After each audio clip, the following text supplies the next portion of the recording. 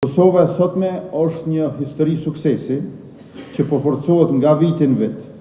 Një vend më i sigurt në Evropë, me institucione që profesionalizohen, me sundim të ligjit në rritje dhe me financa publike të shëndoshme.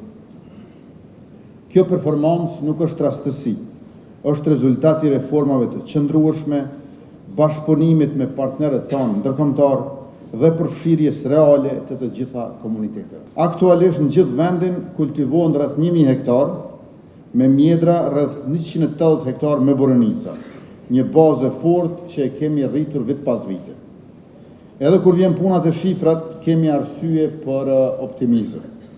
Zgjerimi i shpejtë i sipërfaqeve me mjedër ka qenë shembullor, nga rreth 20 hektar në vitin 2011 në rreth 1000 hektar si vjet, duke e bërë mjedrën një nga kulturat bujqësore me përfitimin mesatar më të lartë për fermerët. Diku rreth 96% e prodhimit ton eksportohej, pasi konsumi i brendshëm ishte shumë i ulët.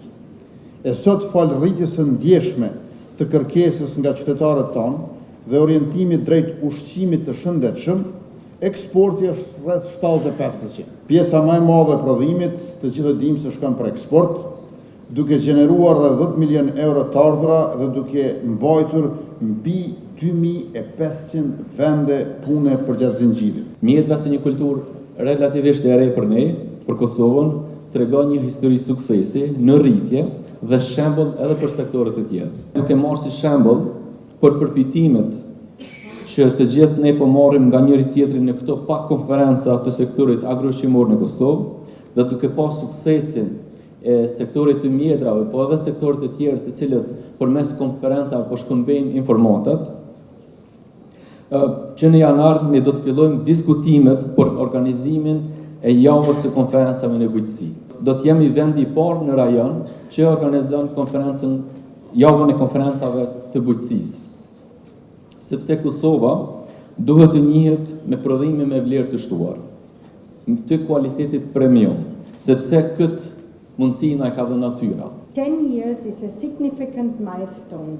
In agriculture, a decade isn't just a measure of time. It is a measure of resilience. It represents 10 cycles of planting, 10 seasons of harvest, and 10 years of overcoming challenges together. Since the very first Raspberry Conference, Caritas Switzerland has been proud to walk this path with Mjedre e Kosovës. The first conference was organized by Caritas. We have watched this event grow from a small gathering into the powerful platform for exchange and innovation at Caritas Switzerland.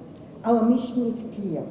We believe that true development happens when a family has a steady income and when young people see a future for themselves right here in their own country, in their communities.